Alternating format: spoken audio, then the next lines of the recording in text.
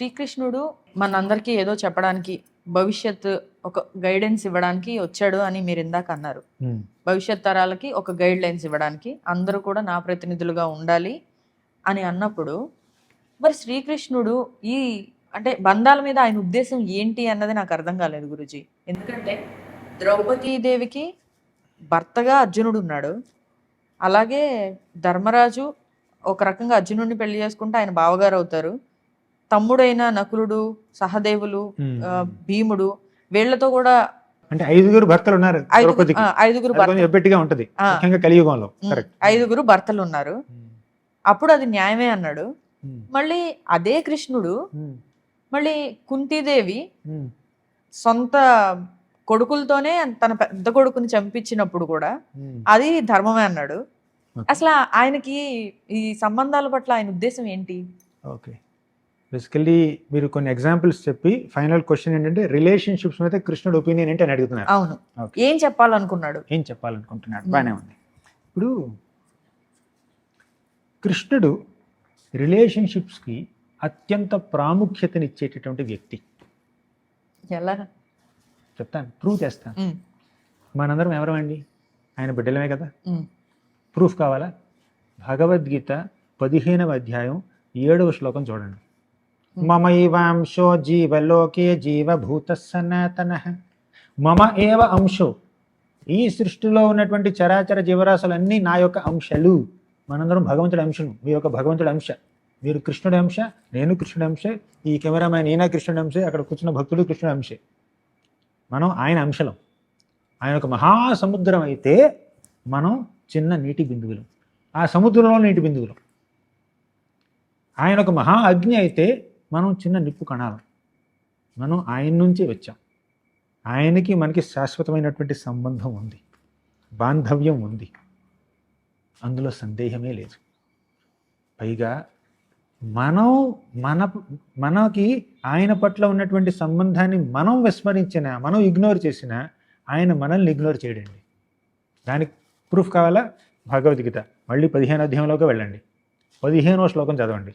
సర్వస్య చాహం హృది సన్నివిష్టో మత్తః స్మృతిర్జ్ఞానమపోహనం చ వేదైశ్చ సర్వైరహమేవ వేద్యో వేదాంతకృద్వేద విదేవ చాహం సర్వస్య చ అహం హృది సన్నివిష్టో.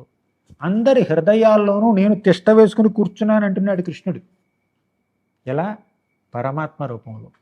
సూపర్ సోల్ పరమాత్మ అంటారు.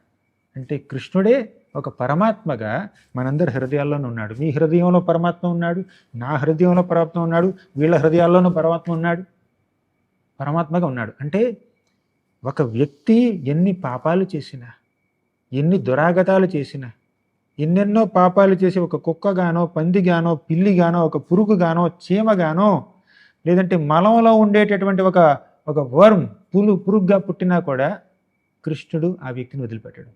వారి హృదయాల్లో కూడా పరమాత్మగా ఉంటాడు. అంటే రిలేషన్షిప్ అంటే అంత వాల్యూ కృష్ణుడికి. మనం ఆయనకి మనతో ఉన్నటువంటి రిలేషన్షిప్ని వాల్యూ చేయకపోయినా, వాల్యూకి అది పూర్తిగా ఇగ్నోర్ చేసేసినా, అసలు నాకు కృష్ణ ఎవరో తెలియదు అన్నా కూడా ఆయన మనల్ని వదిలిపెట్టాడండి. ఎప్పుడు మన హృదయాల్లోనే తిష్ట వేసుకుని కూర్చుని ఉంటాడు. ఇక మహాభారతానికి వస్తే, రామాయణానికి వస్తే, అలా మన శాస్త్రాల్లో, పురాణాల్లో ఉన్నటువంటి ఆ భగవంతుడి యొక్క లీలలు, అవతార లీలలోకి వస్తే కొన్ని సందర్భాల్లో కృష్ణుడు కొంతమందిని చంపించవచ్చు, కొంతమందిని తానే చంపవచ్చు, కొంతమంది చనిపోతున్నా కూడా ఏం పట్టించుకోకపోవచ్చు, కొంతమందిని రక్షించవచ్చు, ఏమైనా చేయొచ్చు. అది కేవలం ఆ సందర్భానికి ఆ నిర్ణయం సబబు కాబట్టి అలా చేశాడు. ఇప్పుడు కుంతి కొడుకు కర్ణుడు, మీరు అన్నట్టు మీ క్వశ్చన్ వస్తే, మీరు ఇచ్చిన ఉదాహరణకు వస్తే, కుంతి కొడుకు కర్ణుడు, కుంతి కొడుకు అర్జునుడు. అర్జునుడు కర్ణుని చంపుతూ ఉంటే కృష్ణుడు చూస్తున్నాడు. చూడడం కాదండి, ప్రోత్సహించి సపోర్ట్ చేశాడు. అక్కడ పాపం కర్ణుడికి రథచక్రం ఇరుక్కుపోయింది అక్కడ గోతులో, పైకి తీసుకెళ్ళడానికి ప్రయత్నిస్తున్నాడు. అర్జునుడితో ఏమన్నాడు కృష్ణుడు? బాణం వేసేయి. వాళ్ళు ఏమైనా ధర్మాన్ని ఆచరించారా? నీ యొక్క భార్య చీరలాగినప్పుడు ఎక్కడ పోయింది ధర్మం? అభిమన్యుడు, బాలుడైనటువంటి అభిమన్యుడిని, యుక్త వయసులో టీనేజ్లో ఉన్నటువంటి అభిమన్యుడిని 6 మహారథులు కలిపి చంపారే, ఎక్కడ పోయింది ఆ ధర్మం? ఇటువంటి అధర్మ పరుల్ని అధర్మంగానే చంపాలి.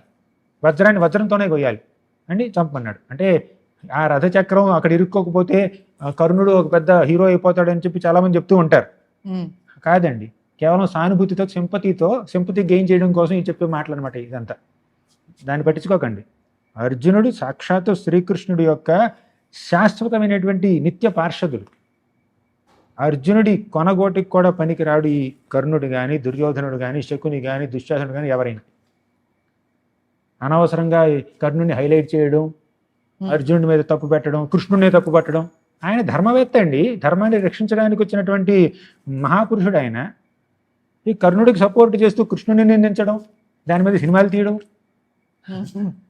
అలాగే అర్జునుడిని నిందించడం, ఇదంతా కలియుగ ప్రభావం అన్నమాట. అందుకని నేనేం చెప్పలేను. కానీ అధర్మాన్ని పాటిస్తున్నాడు కాబట్టి కర్ణుడు సంహరింపబడాలి. అది ఏ మార్గంలో సంహరింపబడాలి, అది దేశకాల పరిస్థితుల ప్రకారం అలా కృష్ణుడు చేస్తాడనమాట. అంటే కొంత కన్ఫ్యూజన్ కూడా క్రియేట్ చేస్తాడు కృష్ణుడు. ఎందుకు చేస్తాడంటే, అంత క్లియర్గా ఉంటే ఎవరు సీరియస్ ఎవరు సీరియస్ కాదో ఎలా తెలుస్తుందండి. అంటే ఇప్పుడు కృష్ణుడు ఒక ఆశ్చర్యకరమైనటువంటి పని చేశాడండి. ఇప్పుడు ఇదేంటి, కొంచెం ఆశ్చర్యం కలిగించే విధంగా ఉంది. అదేమిటి, కృష్ణుడు ఏమిటి అర్జునుడిని కర్ణుని మీద ఎలా బాణం వేయమన్నాడా, ఇటువంటి పరిస్థితుల్లో బాణం వేయమన్నాడా, అలా ఎందుకు చేశాడు, అలా ఎందుకు చేశాడు, జాలి లేకుండా దేవుడు అంటారు అని డౌట్ వస్తుంది కదా. అంటే దేవుడు చేసిన పనిని డౌట్ చేశాడు అంటే అతడిలో భక్తి లేదని, నమ్మకం లేదని. ఇలా ఎందుకు చేయవలసి వచ్చింది తెలుసుకుందాం, ఇందులో ఏదో పరమార్థం ఉంటుంది అని ఆ లీలని ఆస్వాదించడానికి ప్రయత్నిస్తే భక్తుడు. కానీ అది చూసి కృష్ణుడిని నిందించాడు అనుకోండి, సరైన భక్తుడు కాదు. అంటే కృష్ణుడు ఫిల్టర్ చేస్తున్నాడు. ఎవరు నా మీద పూర్తిగా నమ్మకంతో ఉన్నారు, ఎవరికి నమ్మకం లేదు. నేను కొంచెం ఆశ్చర్యకరంగా ఒక చిన్న పని చేస్తే నా నమ్మకం పోతుందా అంటే చాలా ఫ్రెజైల్గా ఉంటుంది ఫెయిత్ అనమాట. ఇప్పుడు తల్లి కొంచెం మందలించినా కూడా బిడ్డకి తల్లి మీద ఒక ఫెయిత్ ఉంటుంది, నా సంరక్షకురాలు అని. కానీ ఊరికే ఒక దెబ్బ వేసినా లేదంటే ఒకసారి ఇసురుకున్నా కసురుకున్నా నువ్వు నా తల్లి కాదు పోన్నాడు అనుకోండి బిడ్డ, అంటే ఆ బిడ్డకి అసలు వివేకం లేనట్టు, అంతే కదా. మందలించింది ఎందుకు అని.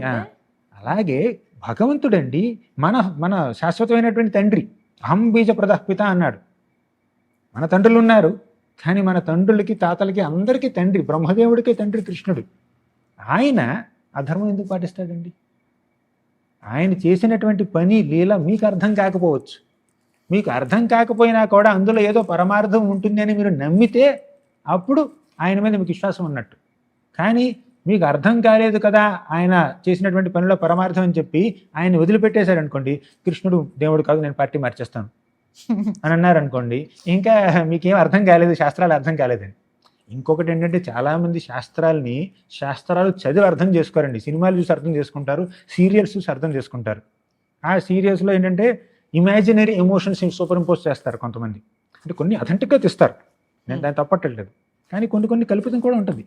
ఆ కల్పితాన్ని చూసి మనం ప్రభావితం అయిపోయి శాస్త్రాన్ని చదవకుండా ఒక ఒపీనియన్కి, ఒక అభిప్రాయానికి రావడం తప్పండి. కర్ణుడు ఎలాంటి వాడో మహాభారతం చెప్తుంది మనకి.